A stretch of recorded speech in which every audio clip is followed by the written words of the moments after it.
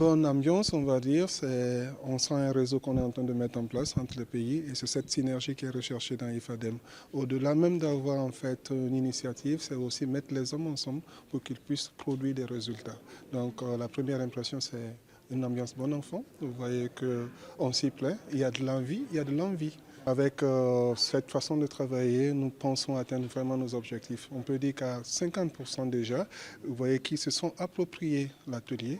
Le bureau a été mis en place, coordonné par le Bénin, le Gabon et le Cameroun.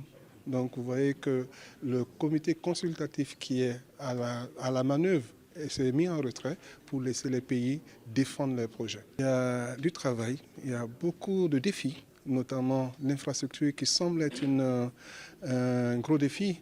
Mais à cette question, on dit que ce n'est pas un facteur bloquant. Parce que quand on voit le taux de pénétration d'Internet des fois qui dépasse les 100%, ça veut dire qu'il faut juste migrer d'un numérique en fait loisir vers un numérique éducatif. C'est de ça dont il est question.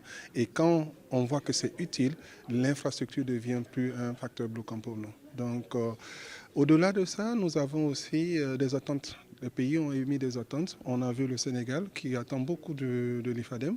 On a vu le Bénin qui a présenté aussi, qui a des attentes non seulement au niveau de l'enseignement primaire, mais aussi en enseignement secondaire, on va dire.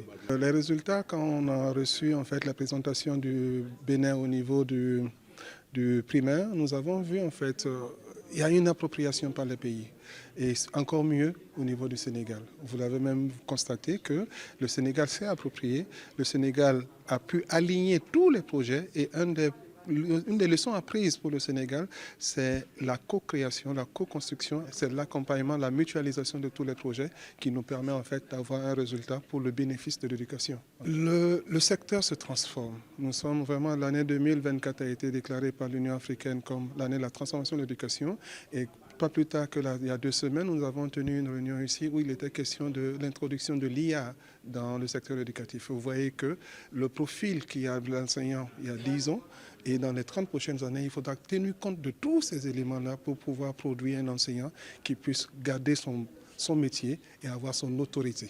C'est vraiment de ça dont il est question. Donc nous y travaillerons avec l'appui des pays.